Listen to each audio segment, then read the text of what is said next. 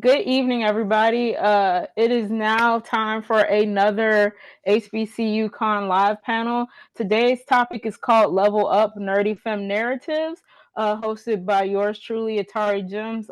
I'm also known as Mocha Hime in the cosplay community. And today I'm so excited to present this awesome panelists live streaming on our YouTube. And today we're going to talk to four really awesome creatives about the intersections of Black womanhood and nerd culture. So we're going to jump right in. Basically, how this is going to go, I'm going to give a brief overview about HBCU Con, how you all can get connected to us, why we're doing this panel, and a little bit about our panelists, followed by a moderated discussion by me. And at the end, we'll open it up for any of our viewers at home that want to ask our panelists any questions. Okay, so why we are even here in the first place. So here's a brief history of HBCUs.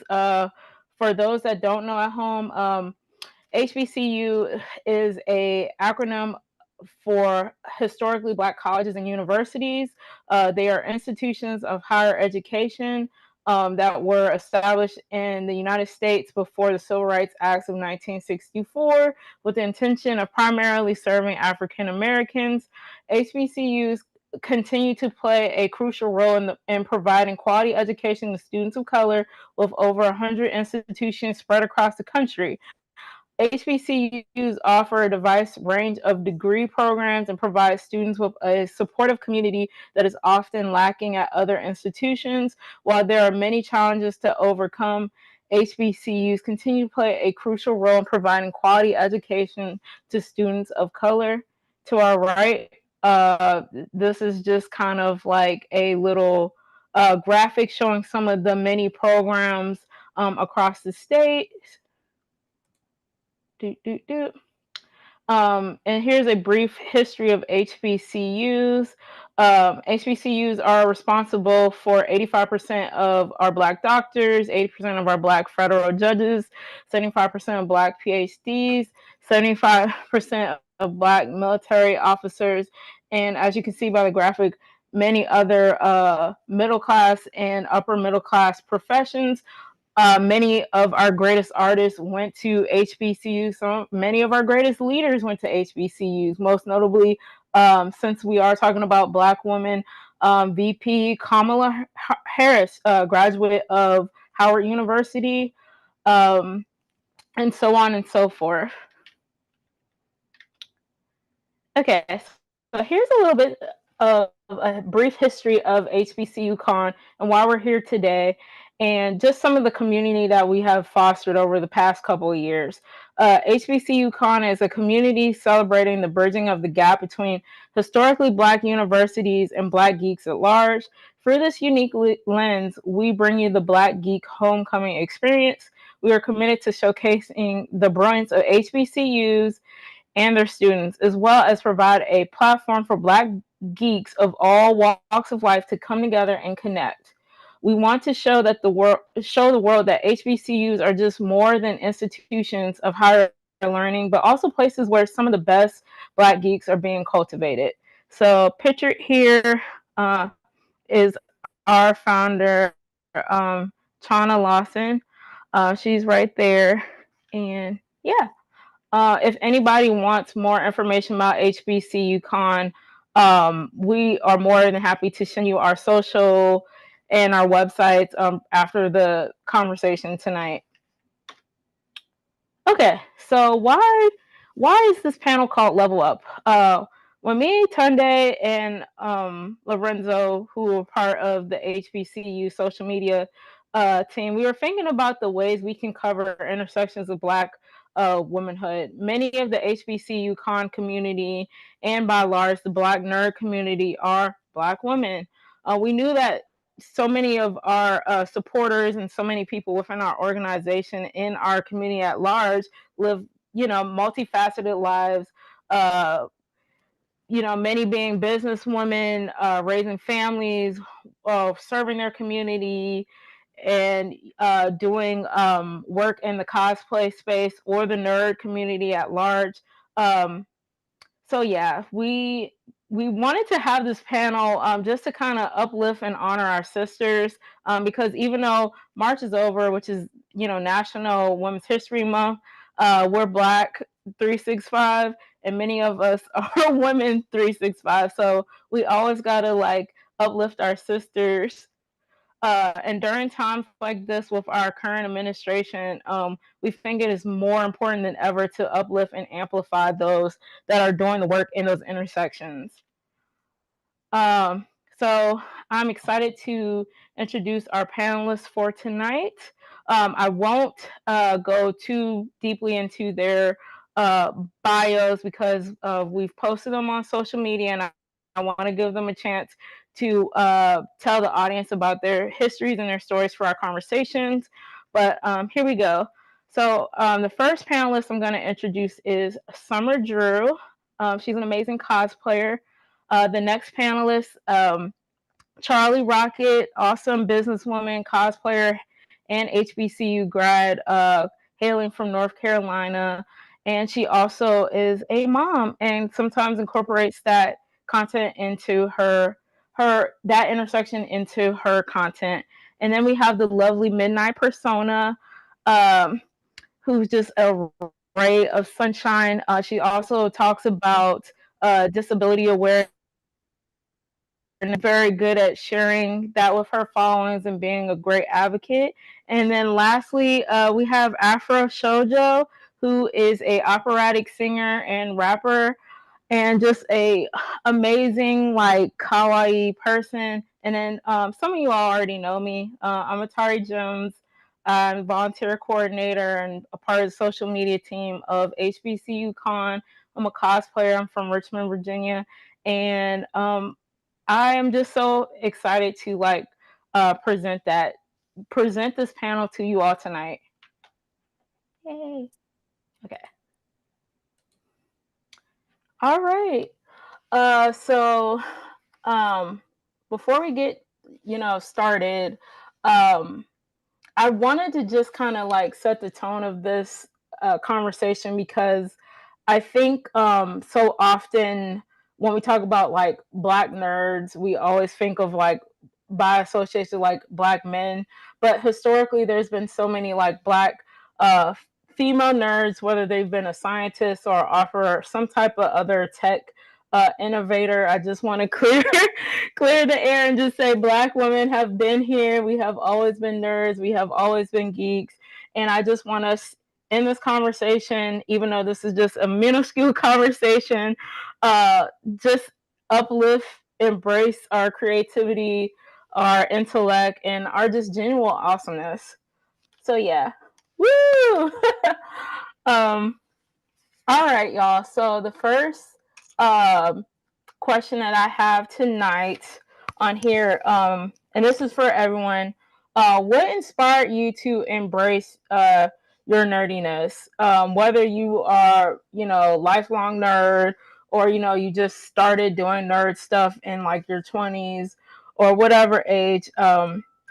Did you feel supported by your family or community? I can answer that I would just say like for me, I was definitely inspired by, of course, like anime and stuff like that. But I didn't really see too many Black cosplayers in this space until I was like 16, 17.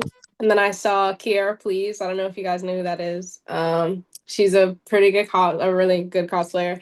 Um, and I saw her like cosplaying, like I think it was Steven Universe or something like that, and I was obsessed with it.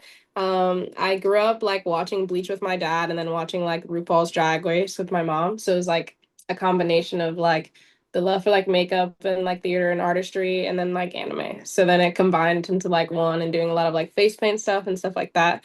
So I just found like cosplayers like her and like Snitchery like very inspiring at the time for me. I'm 23 now and like I what I kind of do now is hope to kind of inspire other like younger Black girls in the way that they kind of inspired me. Yes. I can go next. I kind of have a different backstory than I hear from a lot of people. I have held a panel at conventions in the past about um, nerd parenting as a parent, and so in that panel we talk a lot about how we grew up and how you grew up nerdy and things like that, and what kind of reception you get. And my story tends to be very different than most. Which I'm thankful for. I'm thankful to have two very nerdy parents, um, especially as an 80s baby. That's very uncommon for people my age. But both of my parents are very nerdy in different ways. My mom's older brother was always into comic books, so she had a lot of comic knowledge. My dad was into a lot of different stuff, but they both are Trekkies and they both they both met in college watching Speed Racer together and the Flintstones and things like that. And then after that, just finding the love for Star Trek, Star Wars, and all things nerdy. So I kind of just grew up in that. I didn't really have a way to not be involved. And my mom always being very crafty and my dad always being very handy with tools and stuff. Me and my sisters are all very crafty. We all can sew, we all do art, we all do whatever. So cosplay kind of just seemed right. It seemed right. But the thing that really got me, I've always been nerdy. I've always been in that community, very bullied growing up. So I held it close to myself. Like, this is me. There was no choice for me to be anything else. But I think when I was older, I needed an outlet and something that felt like me. I had a 2-year-old kid. I was working full time. I was single mom. I was doing a lot of stuff. I was stressed. And so I just wanted to fully embrace my nerddom. And that actually happened to be when I came across conventions and cons. And like you said, I didn't see a lot of faces like my own there. And so I created Charlie Rocket and my Charlie Rocket page as a way to help other people who look like me or just in general who might want to start cosplaying and doing things like that and have no idea where to start. I had no idea where to start. So I was like, go on this journey with me, figure it out with me. And ask some of the same cosplayers that you were talking about were some of the first ones I followed. Some of the first people I reached out to, like Maki Roll and people like that asking for advice. What body paint do you use? What materials do you use? That kind of thing.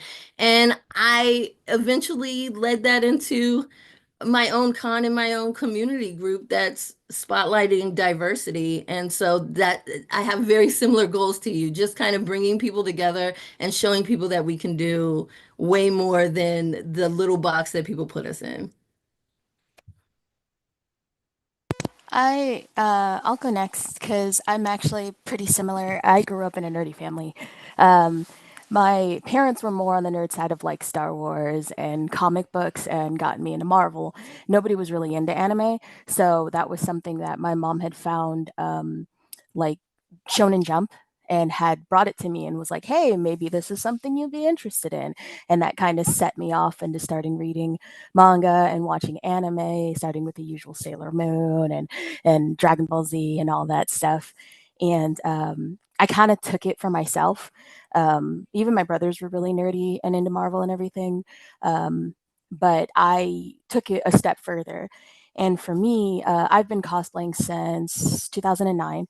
And so I kind of taught myself how to sew. My mom know how to mend basic things, but I took that once again, was like, I could do more, and I started making my own costumes and creating my own costumes. And so when I was starting my journey in cosplay and nerdy communities, there were really barely anybody to look to who looked like me.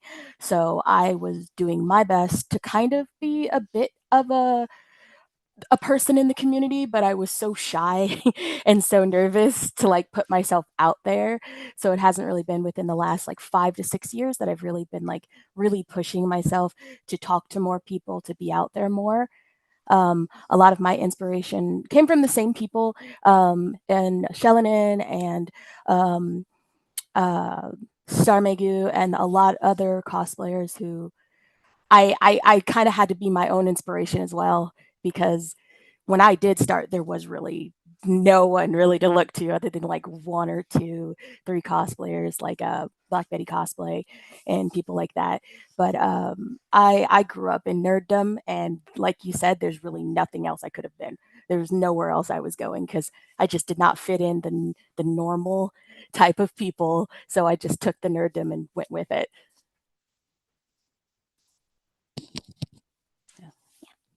Okay, I guess it's my turn. I was lucky having a nerdy older sister.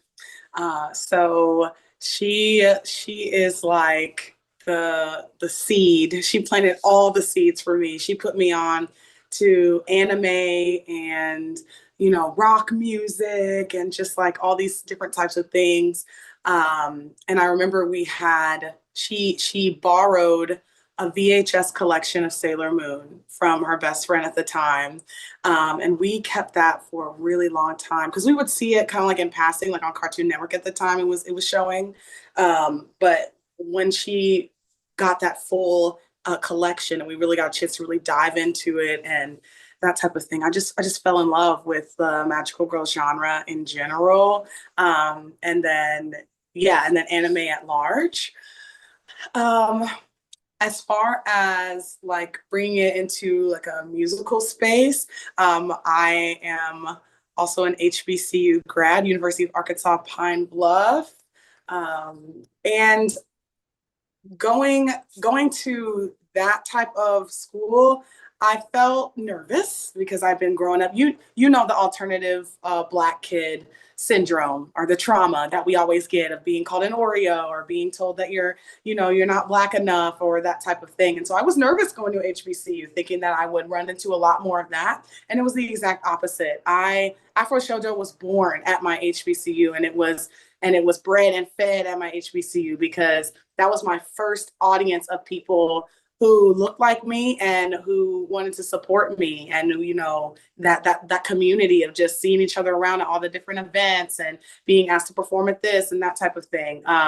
So huge shout out to my HBCU for showing me that there are all types of Black people, and I am a type of Black person and not necessarily an outlier. It's not an exception to my Blackness. It's actually part of it, or an addition, enhancement type of thing. One of my biggest inspiration, Jackie Aye, who does, I have her book, Magical Girl's Guide to Life, Adorned by Chi.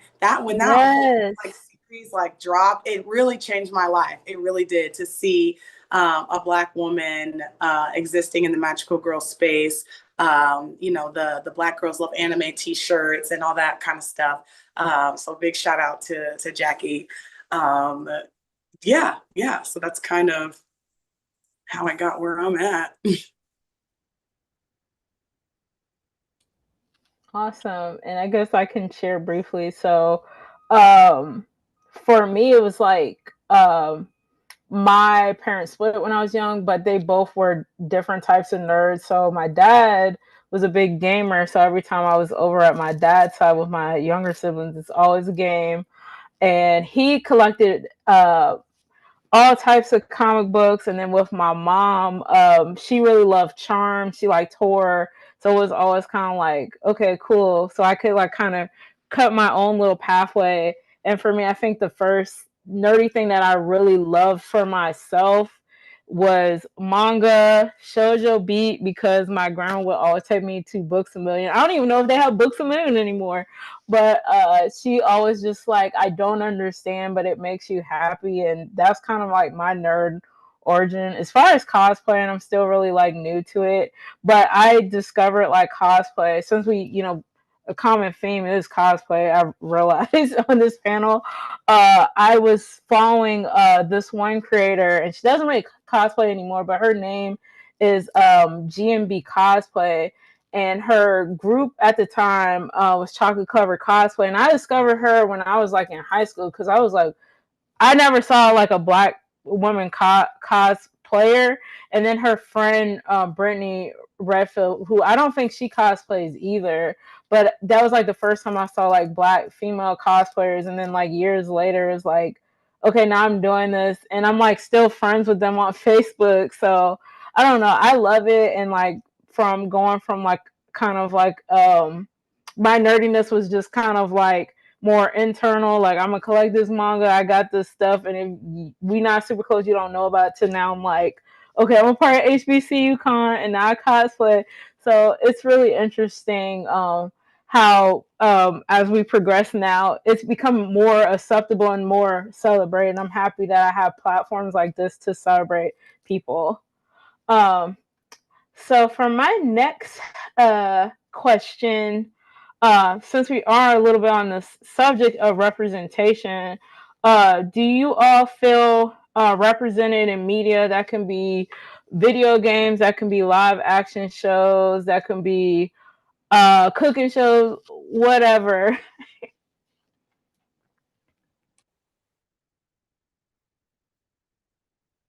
I think we could do better, but it's starting to get a lot better than what it was.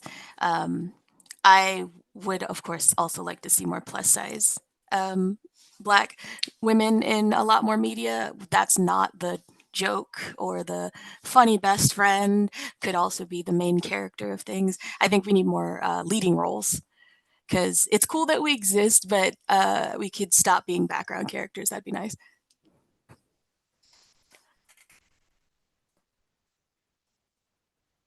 Yeah, I agree. We definitely there's definitely a lot of work to be done.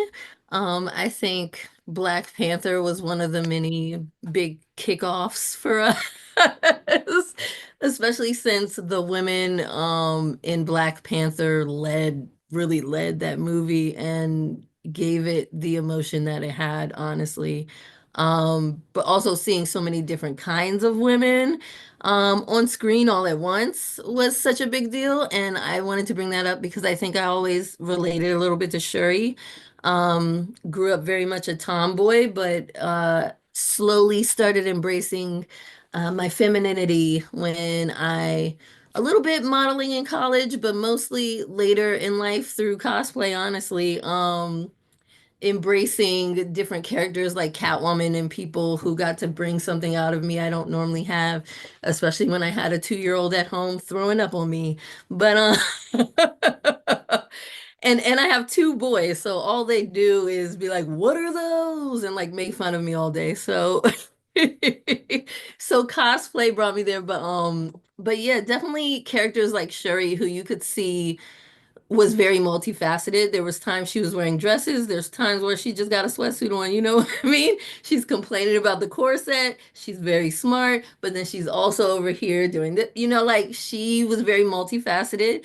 She always had her sides shaven or cut her hair short. She had a little swagger to her. I don't know. I just felt that. And that was a different version of a Black woman and a leading Black woman that I never get to see for myself as a queer Black woman myself. It's not often that we get to be those things and still be beautiful, still be important, still be this leading woman. I would definitely say I agree with the fact that it's gotten better. There's been some great things coming out, especially with like Miles Morales. I love Miles Morales. My first anime was Bleach, so like Yoruichi, anything like that is very great to me. I recently had the opportunity in February for Third Weekend to see the premiere of Ianu, which is coming out on Cartoon Network. Amazing, that kind of thing. Great. I don't know if you guys have seen the short. It's like I don't want to be a magical girl or something like that. Kiana made. That's amazing. So like I said, it's definitely getting better. Yeah, I love to see what it's turning out to now. And ironically, like even Fortnite designs for characters, like Black characters, are just great now. So I think it's getting better, and it's like definitely a good thing that we're receiving more representation in these like nerdy spaces.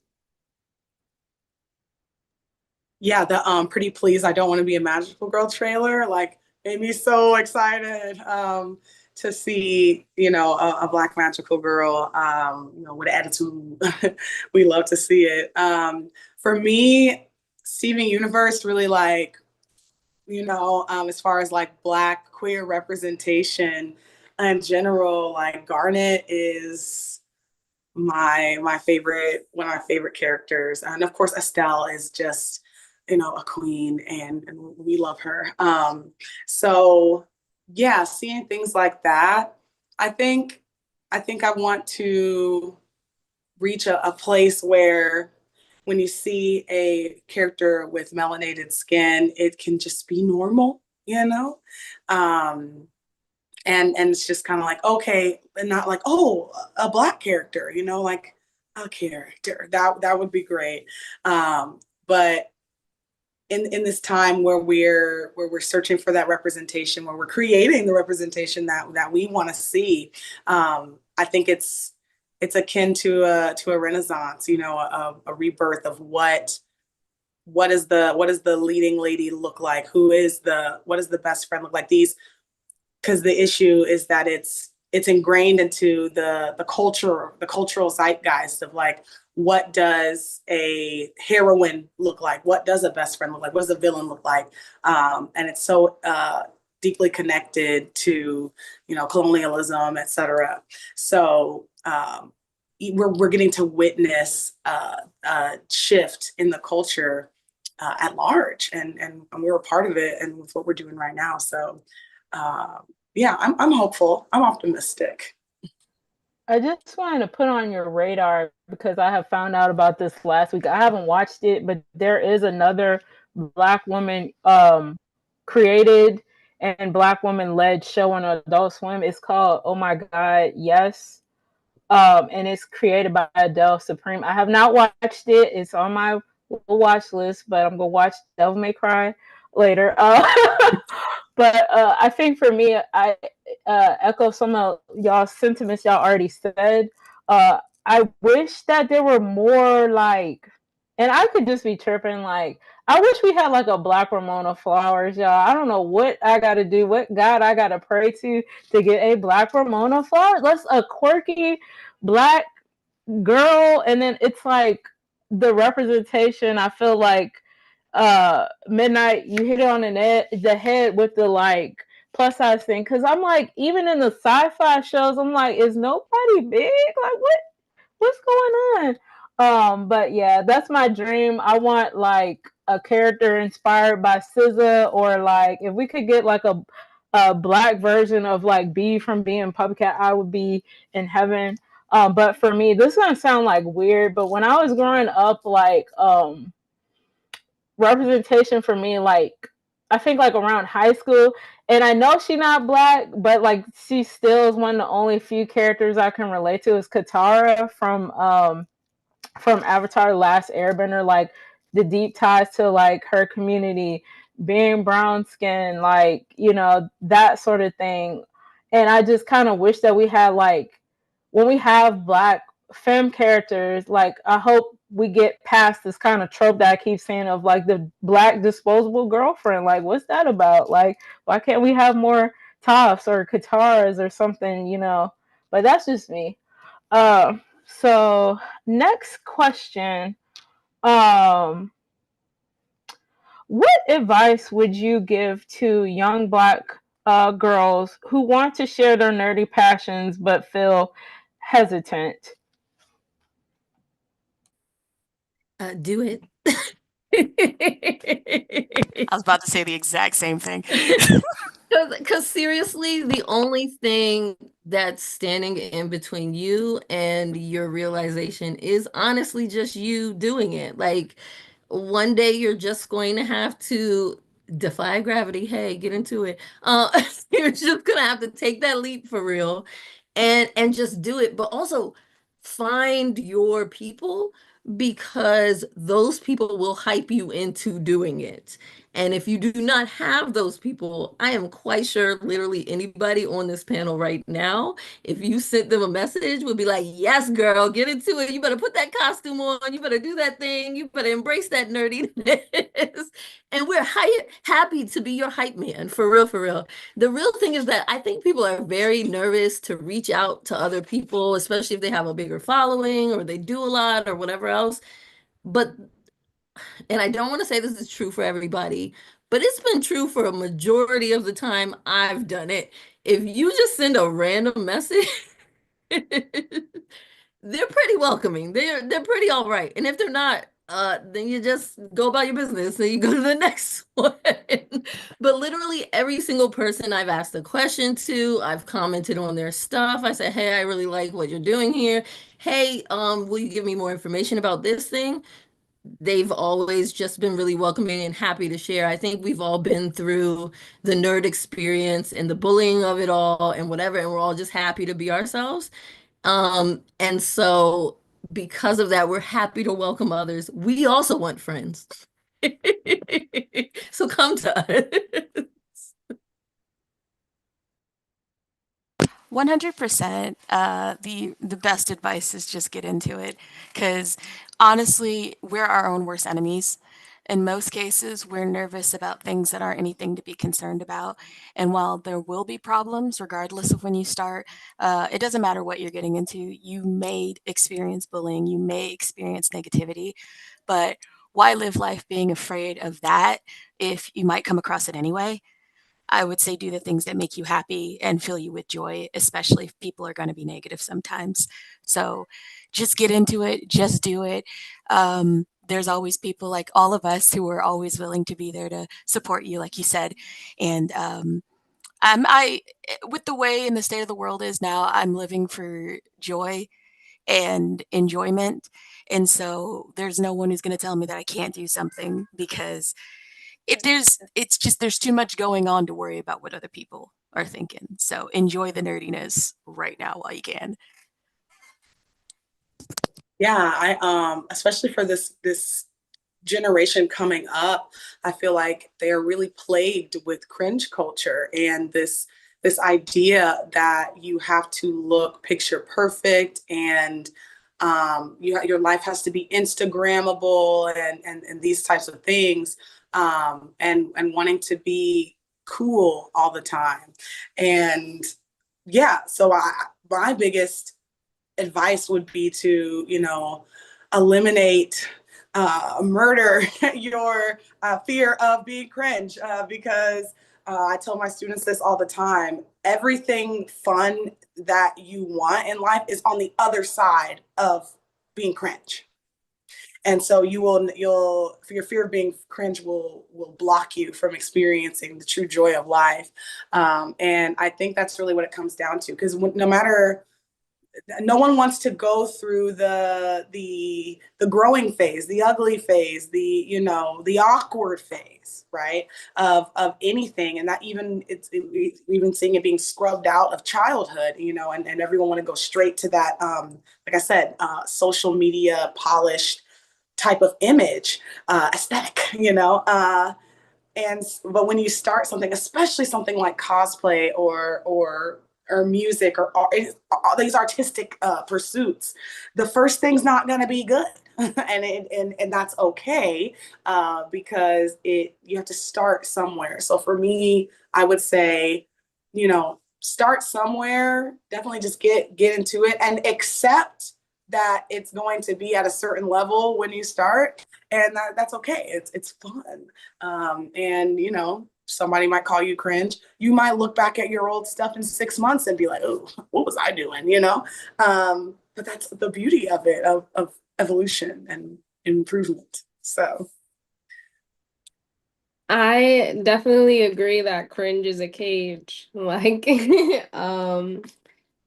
honestly, I think it's all about like having fun. I think that's what cosplay is about in the first place. So I think that if you just ignore anybody on the outside, like saying anything negative, then you're fine. At the end of the day, anything that anybody is saying is not going to affect you personally, and it's not going to affect your day-to-day life. So listening to them is kind of like nonsensical. So yeah, literally just ignore everybody else. They can affect you, and they're just little people on the internet. Like, it's not important. I think for me, because like and I know I shared this with like the last panel. Like for me, a lot of my nerdiness is not actually in the con space; it's in the music space because I'm a raver and I'm burlesque adjacent. So like I usually am wearing costumes in that kind of like context, and the amount of people that I've met through that just kind of like, hey, that's cool. How are you doing that? And I'm like, join in. Here's a candy bracelet. And you just gotta rip the bandage off. But it's much more like easier said than done.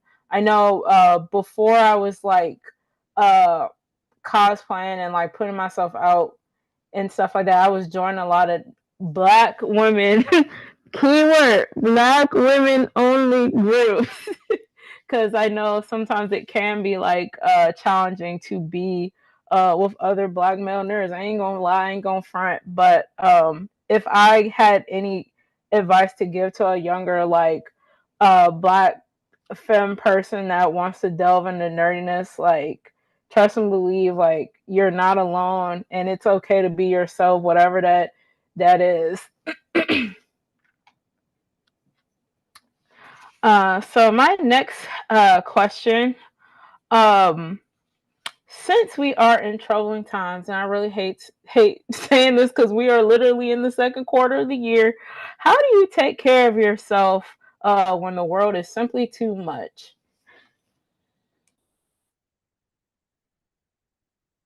As best as you can. I would like to know.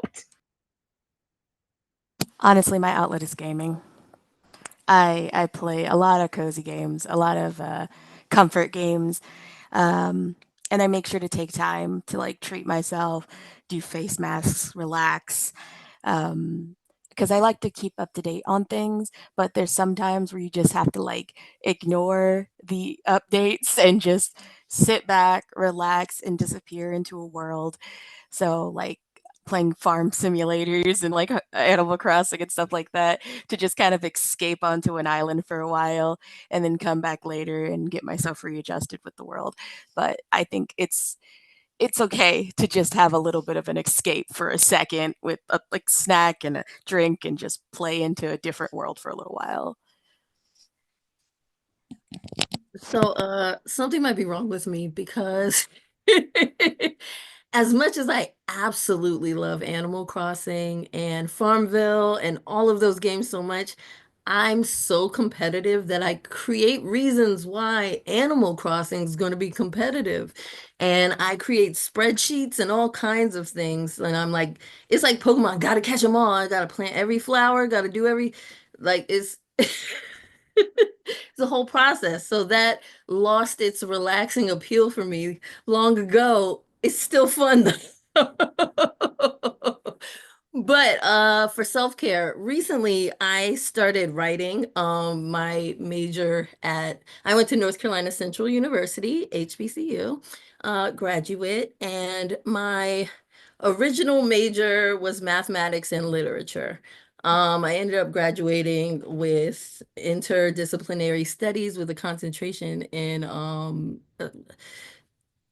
I'm like, where are the words? Research, concentration in research.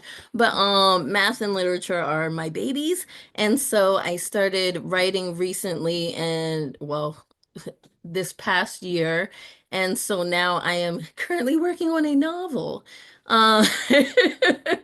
It kind of flowed into now I'm writing a novel. And I actually have my first book fair this weekend. So that ended up being my relaxation. One of my other nerdy things we didn't really talk about this much is books. I read a lot and there's not a lot of black fantasy out there, so I'm trying to add my little hand into the black fantasy smut category. Yeah. But But reading has been very helpful. Audiobooks, taking a walk while I'm listening to a nice book. Shout outs to Tracy Dion, who is a writer out here who did a bunch of panels with me in the past. She is the author of Legendborn. She is on the third book of that series. It's amazing. I listened to it and it gave me life. Black female lead in a fantasy book that takes place in North Carolina at Chapel Hill, with a lot of the history of the school and history of our own roots, and mixing that in with Arthurian fiction, like those kind of things. Like it just got me so hyped. So listening to that book really made a difference for me. And she just put the third one out last month, I believe. So plenty to read. Yeah, for me, I'm a romanticize your life type of girly. I love to imbue everything with magic and whimsy. And so for me, taking care of myself looks like, traveling to the market square to, haggle with the local purveyor of wares. And it's like, I'm going to the grocery store, but like, I, I have to see my life as a magical adventure every day, because that's really where the magic happens, is in the daily and the routines and, the things that we take for granted. I also like to radicalize or revolutionize what my life, like understanding that like my very existence, even if I'm not doing anything but sitting on the couch, is revolutionary. My rest is revolution. My joy is radical. And it helps me to really bring purpose to these little silly things that we do. I mean, we call ourselves silly in a kind of a self-deprecating way these days. I like how we've reclaimed silliness. But, in the way that some people would describe our interests and the things that we spend sometimes ungodly amounts of time on. What's the point? Why, what's the point? And for me, it gives me that purpose. It gives me that drive to keep doing what I'm doing beyond just the pure pleasure of it. And understanding that there's something that we're doing for the culture overall, just by enjoying the stuff and being not being afraid to say, hey, I like that. So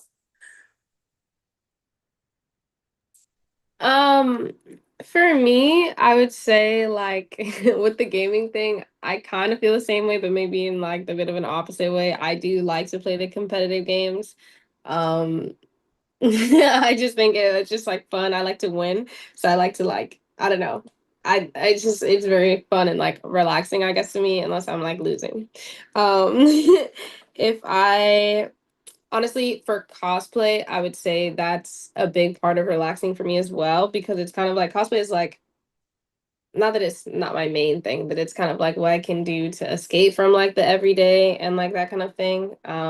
Being able to like portray my favorite characters. I'm sure that like most cosplayers have like comfort cosplays, that kind of thing. That's definitely a way that I'm able to like reground myself in like every day. And of course, just like watching anime, playing games, that kind of thing. Hanging out with my friends, especially going to like conventions. That's very it like gives me energy. It like regenerates me. I don't know how to explain that, but yeah, that's my favorite part. yeah, I was gonna say that going to events and like being in my community is so healing, and especially since I just broke into the J-pop world, the idol world, and you want to talk about just a few of us in there. Okay, so. But like when I go to a con and I go and I perform at an idol festival and I'm doing my calls and my chants and all that good stuff. It really is like being in another world. It's like going to church. So Yeah, definitely the whatever work I have to do to put it, because I'm in Arkansas, there's not a lot going on here in terms of anime, blurry, nerdy, especially not idol stuff. So getting in that car and driving that 5 hours to go be on stage for like 5 minutes, and be around my constituents for a day is very healing for me, something very important that I prioritize. So, and I'm sure we can all relate to that, just being in the community, being cradled. For me, like I spend a lot of time out in nature. I'm always on the trail, like like my personal Instagram is called like the nature shawty, and like I used to be an outdoor educator, so I'm really big in like saying like, yo, you need to go outside like today, whether it's 5 minutes, touch grass, literally. And that keeps me grounded in like art, whether I'm going to a rave, whether it's going to an art museum, whether it's perusing like Michael's, or well, Joanne's about to be gone, but that used to be like my little happy place. And uh finding myself like making space to intentionally create, because I'm in a helping profession, and y'all, I have to like create something, because if you know, you know. But that's how I take care of myself, just being outside, um art, music, that sort of thing. um so my next question is, can you all tell me your best ever nerd experience, whether it's in the music space, whether it's in the con, or it's just like a random like aha moment that kind of just maybe shaped your journey or something.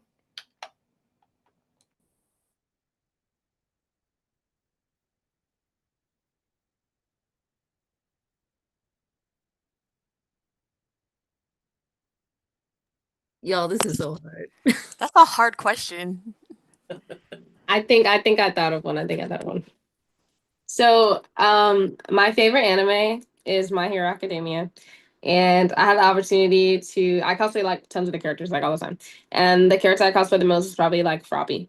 And I had the opportunity to go to the premiere of the one of the newer movies, the one with like the other All Might, and it was really fun. And it was like a special type of movie premiere I had never been to before. It's like I forgot what they called it. It's like a shout movie premiere or something like that. So they give you like light sticks, and then you get to like yell during like the movie premiere. I thought that was like the coolest thing ever. So like we had like the little the little light sticks and stuff, and then people are just saying like the voice features of the characters like in the movie. It was hilarious. I love it. Like it was super fun. Everybody's just saying like plus ultra and stuff. It was great.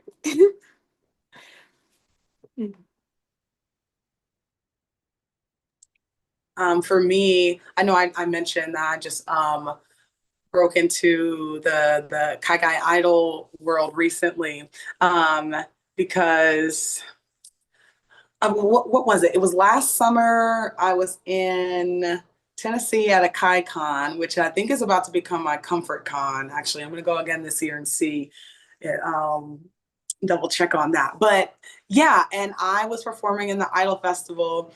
And the thing about like Afro Shoujo is um like Afro Shoujo is idol adjacent, but not idol. Like it's hip hop. It's a different thing. It's like it's based on like Mahou Shoujo and all that type of stuff.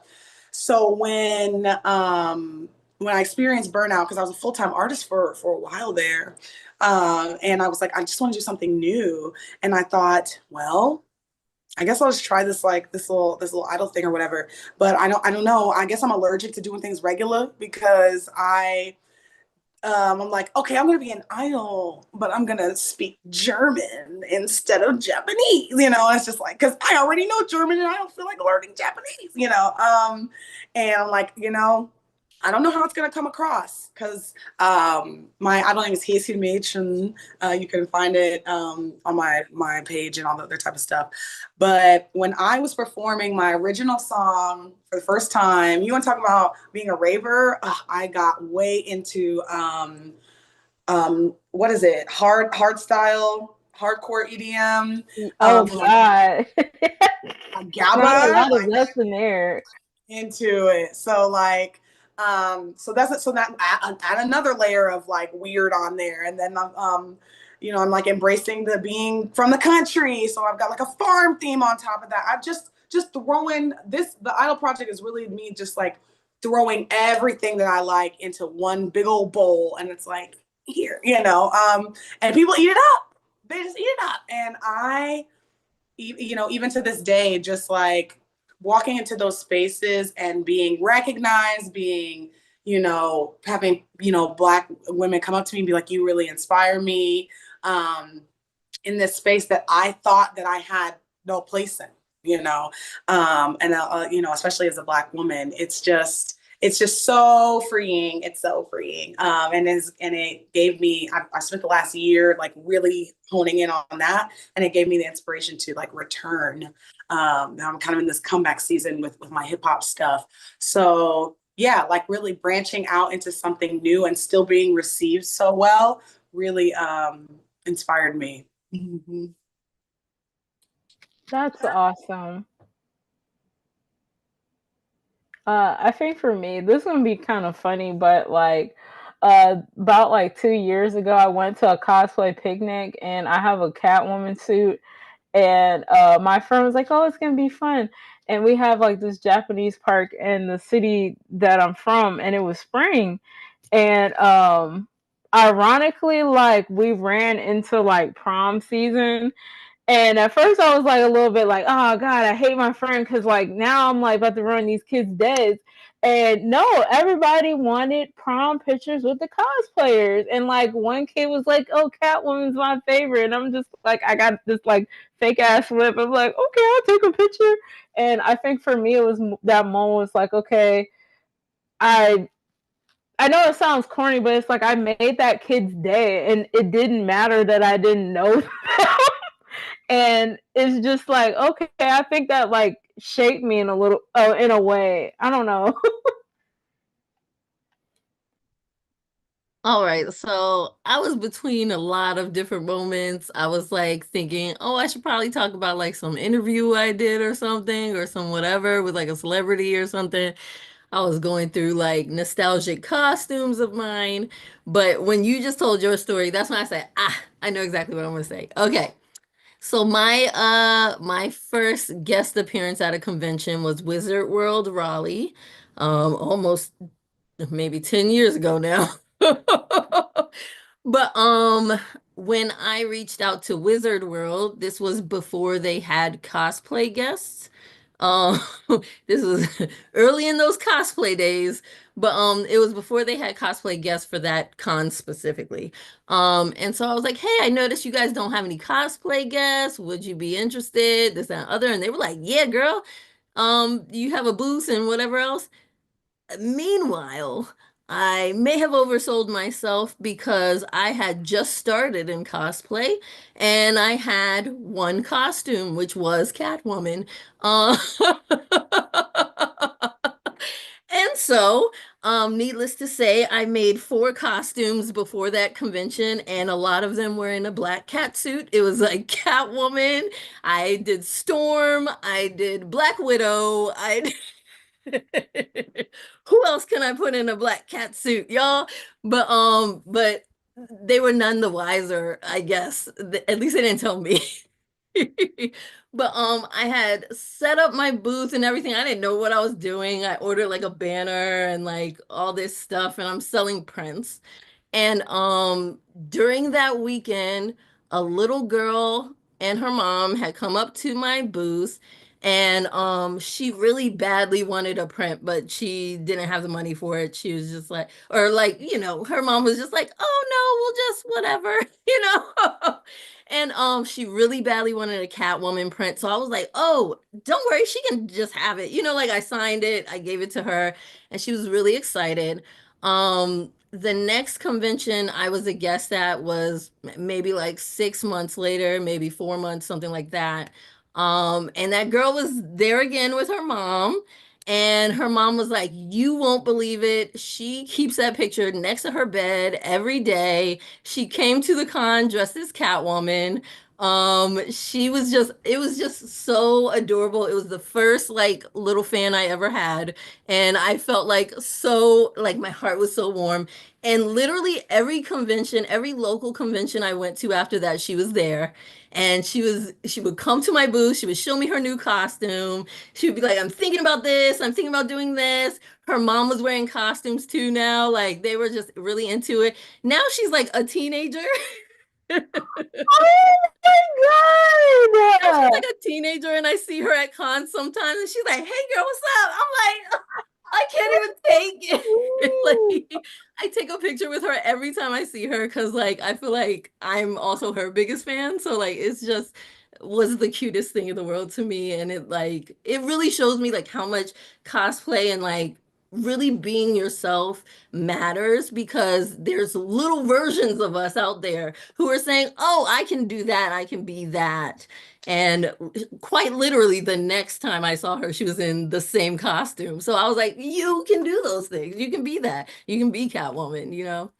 Just so adorable.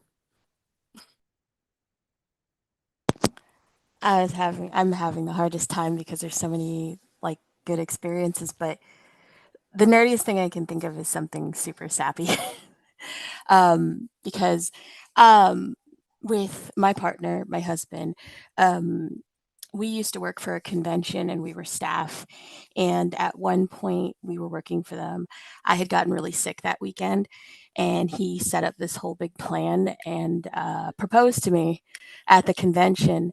And to make it even more nerdy, he was Naveen and I was Tiana. Like I was in the ball gown for Tiana, and we were doing a Disney princess themed dance, and so all the Disney princesses were around, and then they all moved out.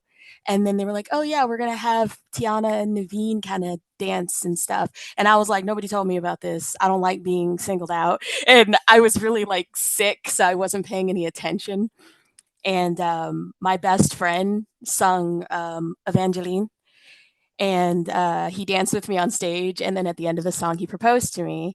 And so like our whole relationship is just Tiana and Naveen.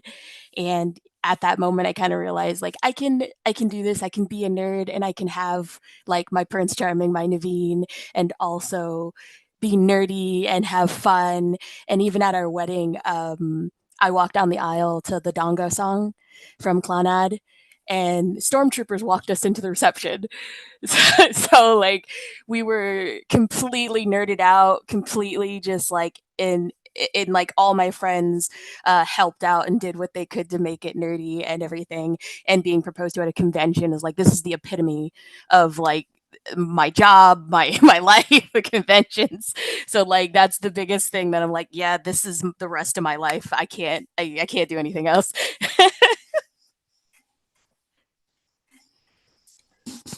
Oh, that's As amazing. as a Disney nerd, how freaking cute. That's my favorite Disney movie. Adorable, adorable.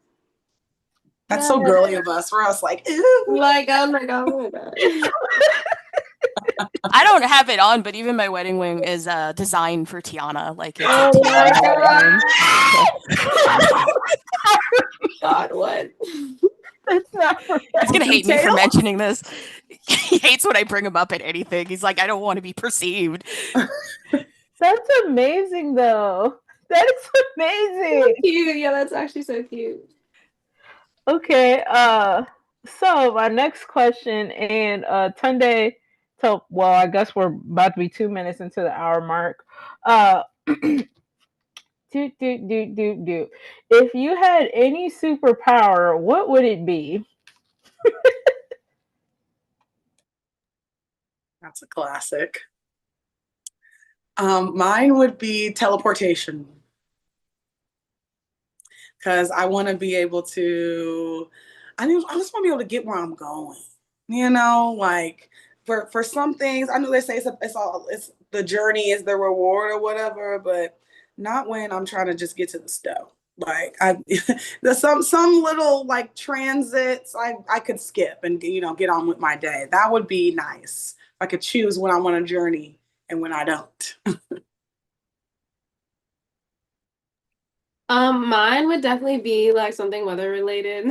um, probably more aligned to like I don't know if you've seen Encanto, like how her emotions are kind of like the weather, but like more on like a bigger scale, like Storm or something like that, of course. Um, Something like that. I don't know. I've just always liked like weather powers. I think it's cute, and there's so much you could do with it. It's like it's like being the avatar basically. Yeah.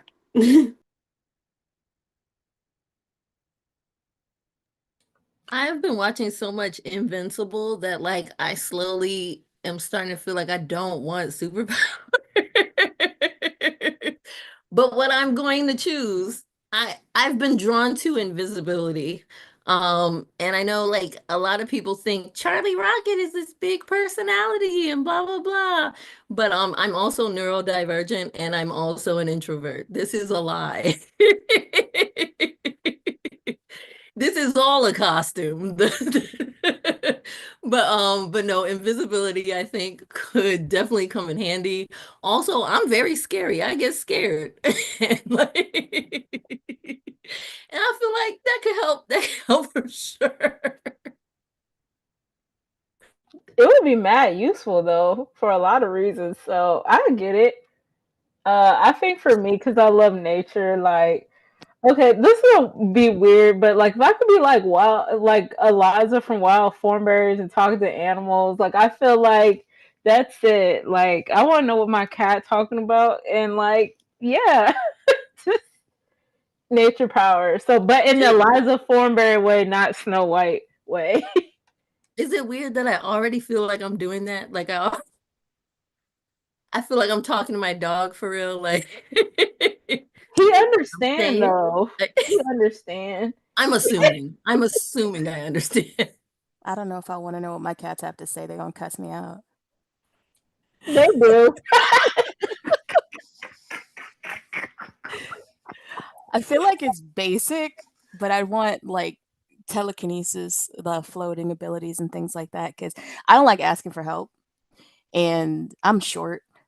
So it'd be nice to be able to just grab stuff without anybody having to like mock me or come help me or anything. Just like pull it off myself, grabbing, putting stuff together myself without help. And then on those like bad pain days to be able to just kind of float myself wherever I want to go and not worry about it too much, you know?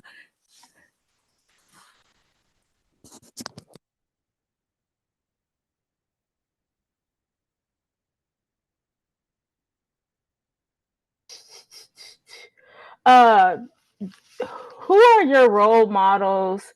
They can be in your personal lives, they can be in the nerd community, but who are women that you look up to? Also, they can be fictional too. Absolutely, my mom. And it's immediate for me because without her I would not have been as nerdy as I am. And we have struggles from time to time because I grew up super Christian household, and it's always kind of, I feel like a lot of kids have a struggle with that sometimes. Um, but she's the one who got me my first manga. She's the one who told me, no, if that's what you want to do, that's what you want to do. When I was like, I'd like to go to art school, she was like, if that's where you want to go, then do it because you should be able to do what you want to do in life. And she didn't pressure me into like being a nurse or being a lawyer or anything like that. And no matter what, growing up, like I wanted to be a singer. She was like, all right, let's see what we can do to get that going. And I wanted to be a marine biologist. And she bought me all these books on biology and dolphins and stuff at the age of 8. And like no matter what I said my goal was, she was always like, okay, what can we do to help even when we didn't have the money to do things? She's just like, let's see what free resources we have, let's see what we can go there. So I definitely would not be where I am without my mom. So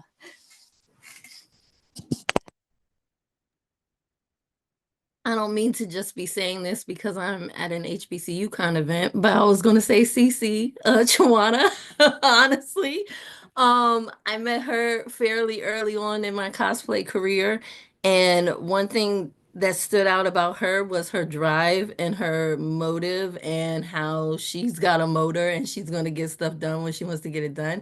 But not only that, but after working with her a few times, I know I have been on a few panels with her and she was just like, "Girl, talk about your stuff." Like talk about your stuff for real. She's like, "We want to know, we want to hear it, we want to support it, talk about it." You know what I mean? And something even that simple that I've probably heard a million times, it just came from her the right way, the right day, something. But I always think about it. And every time I'm on a panel, I'm on some kind of platform, I think about how she was like, "Talk about your business." You know what I mean? So I'm like finding ways to insert things here and there, but like I see Cece work and she creates so many things and she's so professional and like what a dream. I just like idolize her. She's amazing.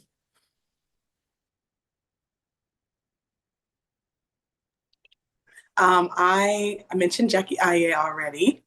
Um, and I also really love, her name is Imani. She is a Black tattoo artist up in DC. She owns I a love little ink her. play shop. And I love her. That is like my kawaii mama. Like the way that she is so unapologetically, kawaii and gyaru and just Black woman. Like I'm on her everything, her every list, every whatever. If she's sending out, I get it. And just like looking at she was actually the first person to commission me for a custom song from scratch. So the brand song for Little Ink Play Shop was created by me. Because she believed in me. She was my first custom song customer. And like puts my music on the what is it? Kawaii, Afro Kawaii DC. Yeah, I love Little Ink Play Shop. In the music space. Oh no, before I get to the music space, one thing I really love about looking at her emails, Imani, is the fact that she uses colloquialism and ebonics in her professional content that she sends out to everybody. You know what I'm saying? And so that was also a really big inspiration for me of like seeing a Black woman, refusing to code switch when talking about her art, and then being in the tattoo space in general. Just that type of art is just like so like specific, and it's not easy to do. So love her. In the music space, I am a huge Paida fan.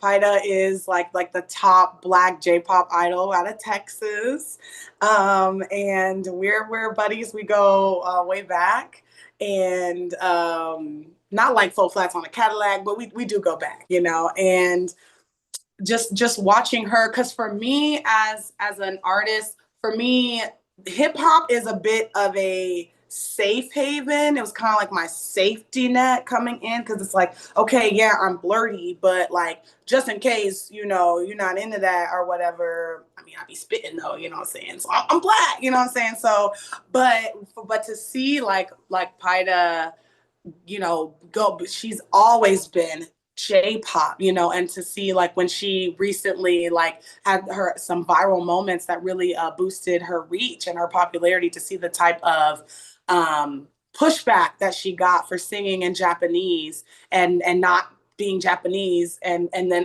God forbid you be Black, and a girl, so just like seeing the way that she handled that and has been able to like push through and just like be herself, and like she has like that head ass quality about her that like that I really resonate with. So just like anytime I hear her sing, like it makes me just want to cry. And I'm going up to Anime St. Louis to see her live at the end of the month, and just like that's my Kamiyoshi, love her. So yeah.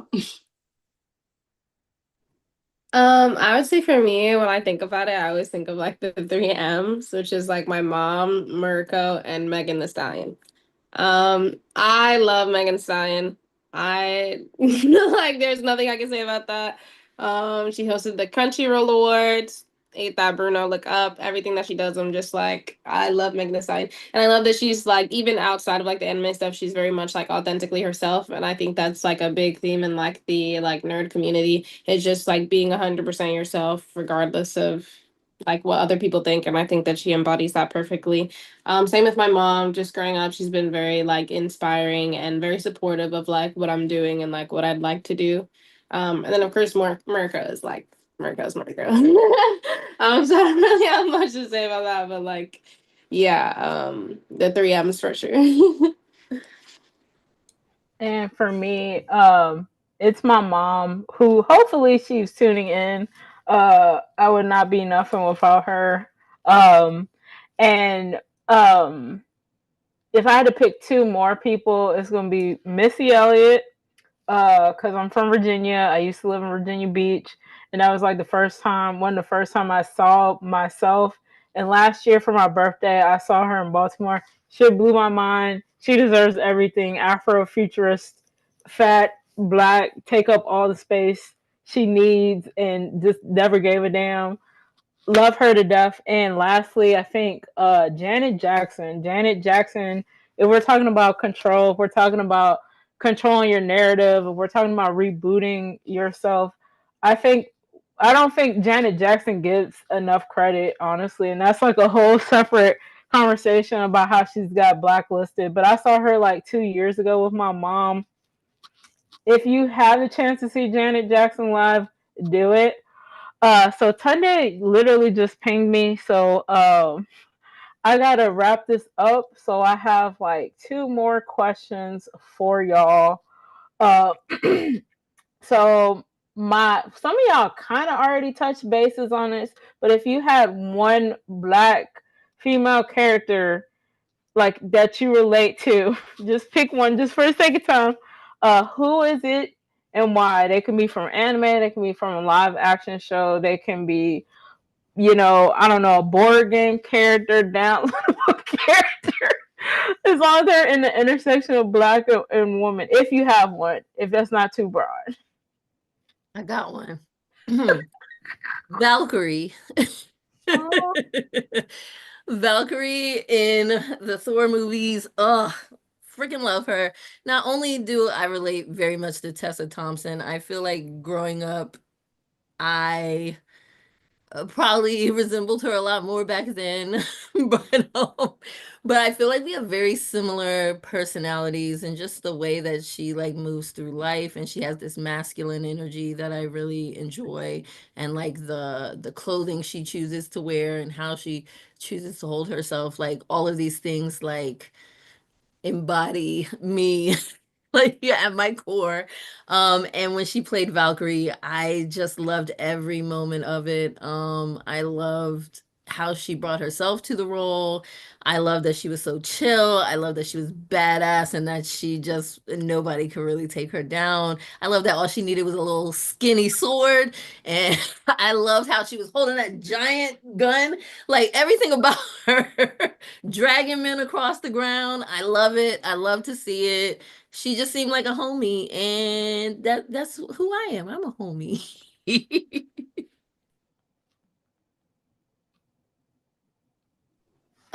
For me, I would say she's technically purple, but I always kind of headcanoned Amethyst from Steven Universe's Black.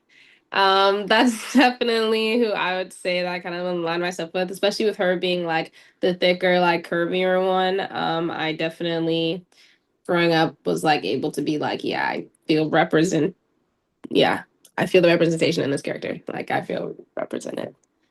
Yeah. Mine is like kind of a deep cut, but also a character that is not black, but kind of in my brain they just have to be. The first time I saw opera was in The Fifth Element. As a child, I was watching it with my dad because he was a nerdy boy. We used to watch like Gargoyles and like Batman and stuff like that. And I remember one day we were watching Fifth Element and I saw the diva. What is her name? Something with a P. But I just call her the blue diva lady. And I saw someone sing opera with not with a color of skin. And you can actually find a video of me singing that like impossible like solo. It's out there. But yeah, definitely really inspired me to like get into like the literally hip like operatic hip opera. Like when that beat dropped, she got to like I was like, oh, okay, we can turn opera up, you know what I'm saying? So that was like really planted the seed for me. Of course, Garnet, I've already mentioned, love her, love what she's made of, how she's the leader, and how love everything about that. And also, I would be remiss because I don't know if my mom's gonna watch this. Mom, you are also my role model. Don't worry, love you. No, for real, that's my like number one. Like she made all my first merch by hand painted everything. Like always like there for me. But yeah, those are my characters. So Going off of characters that aren't black, but you kind of see it, was Isabelle from Animal Crossing. But that's just because of the hardworking. I also cosplay her with curly hair and fluffy hair, and like she's really hardworking, but she's nervous to really like be herself completely. But as of recent, like normally I would say Tiana, but as of recent, I really, really related to Mel from Arcane. That character that is strong and powerful, but she also kind of had to learn from the things that she's gone through to even draw power from that. And I feel like a lot of people who also watch don't see a certain side of her. Like they just kind of see like she's manipulative or she does this or she does that. But a lot of it is actually just from the trauma of what she went to, pulling her own power from it and making something out of it. And even throughout the whole series, you see the trauma that she's gone through, and she's still strong and she's still trying to take care of others. And even in the game, she's a support. She takes care of other people, she heals and does stuff like that. So like I've related more and more to that, drawing power from the bad parts of your life and making something of it. Awesome. For me, I know I touched bases, but it's always gonna be Qatar for me, y'all. Like she had to go up against genocide, like just trying to navigate like what it means to try to like make sense of a lot of things that you don't understand, but still having that kind of heart and not being like hardened by it. That's always gonna like resonate for me because I feel like Qatar gets like a lot of slack, but I do think like she was one of the most uh if Zuko was the most dynamic, I think Katara is maybe second right under because she had to go for a lot of stuff too. But like for me, it's like she loved her traditions, she loved her family, she loved and she was giving grace to a lot of people. And I like even as an adult, like I relate to that, like still like trying to see the good in everybody. Um, but lastly, because we gotta go and I'm really sad. And then we're gonna tell everybody where they can find you, how they can support you. If you had one piece of advice to our audience about like reclaiming your nerd narrative, or whether they're a seasoned nerd professional or just like a hobbyist or something, what is the word of advice that you would give? I would Don't let say, oh, Okay, sorry. sorry. I'm sorry. I was just gonna say, I would say, don't focus on like being canon or anything like that. I actually think my favorite part of cosplay is like the fact that everybody can cosplay the same character and have their like own unique spin and twist on it. I think if everybody cosplayed characters and just tried to look 100% like them, it would be boring. So don't focus too much on being like canon and being like, oh, well, I don't have the same skin tone or I'm not built the same or anything like that. That doesn't mean that you can't cosplay the character. I think that cosplay is for everyone, and it's just to like express yourself and kind of portray how you view the character and how the character feels to you. So yeah. I 100% agree. Also, don't let other people steal your joy, because joy is what's going to keep you going, and you're just going to help that nerddom. It's going to help you really, really focus on the stuff that you love, because I don't think people should be able to steal your joy. You give it to them when you let them make you feel a certain way about what you love. And if you really love it, no one should be able to take that from you. So just continue to love what you love and don't let anybody try to change that for you. I would say create art, create a space for people that look like you. One thing that I heard most of us say during this panel is how much we related to an alien character, a character that was not human, a character that was not a human color. And that's because a lot of people of color have had to find their own reflection in those characters who are Gamora, who are She-Hulk, who are like any of the crystal gems that are a color, which means not pearl. But like all of these characters, for me it was Chitara. It was, so many of these characters that are not human, that don't have a race. We're finding ourselves in them because there's not enough examples of what we can be.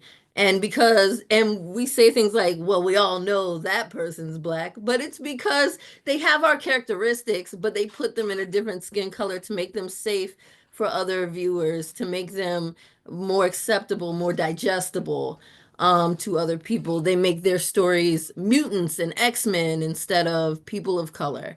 And because of that, we need us in those writing rooms. We need us in those discussions. We need us creating this art, creating these characters, creating this stuff, even if we've never seen it, even if we don't know what that looks like, even if it's just you doing something for fun. That's where it starts, is your passion. So just start, just create, and just be you.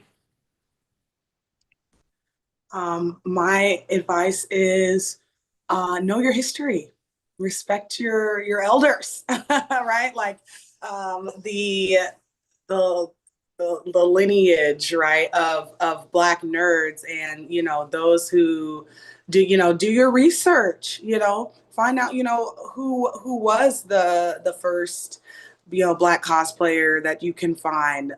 Look at those like vintage cringy videos of like old, yeah, like old content that maybe you can find out there.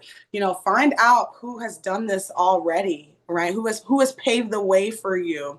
And it can provide you with such a sense, like I said, of purpose and community. Community is everything. You got to get into your community, and whether even if it's just online or anything like that, we're put on earth to communicate with each other and to love each other and to build with one another and to share with one another. And so to that young person of color who is just now like starting to put on their first cosplay just in their room and you're not ready for anyone to see, really push yourself to take that step and share, because that's where the true joy really multiplies, when it can ping off of everyone. So knowing that you ain't the first person to put on a wig, you ain't the first Black person to put on this school uniform cosplay thing, and it's cool, it's actually normal. So yeah, help to normalize it for yourself.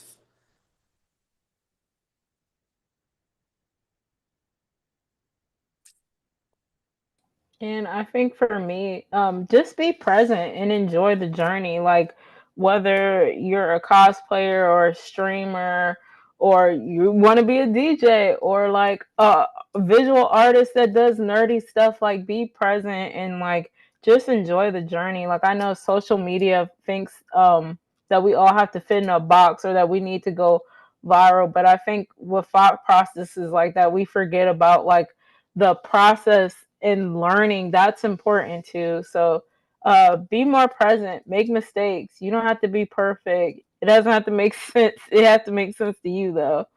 But all right, y'all. So that's all the questions I have, and thank you everyone for tuning in. Panelists, if you all could just share where folks can find you on social media, And yeah.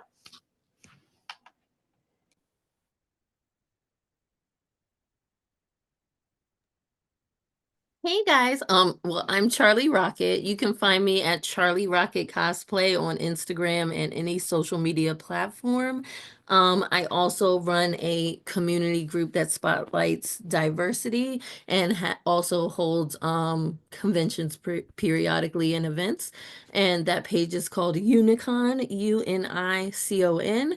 And so you can find them on Instagram as well. Or you could check out my new page as an author, written by Tabitha, and that's on Instagram as well. I am essentially Midnight Persona everywhere. Most used platforms are Twitch, TikTok, but Instagram. So you can mostly check me out on Twitch and TikTok and Instagram. I'm also on YouTube. And most of the time, I'm trying to produce positive content and things to just kind of make people smile when we're in a world that's on fire.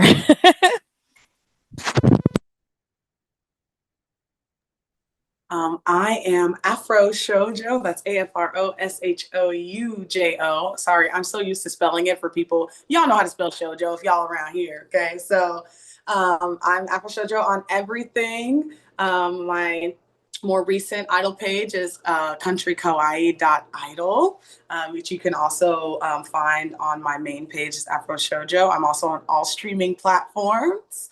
So if you ever want to listen to some sparkly head ass music, then get into it.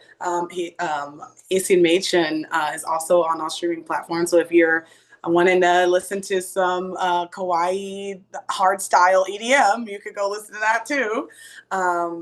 Yeah, I think that's all my places. Yeah, check me out. I'm Summer Drew on all platforms, Instagram, Twitter, TikTok, YouTube. Hopefully we'll start streaming again soon on Twitch. Yeah, so check it out. HU, of course.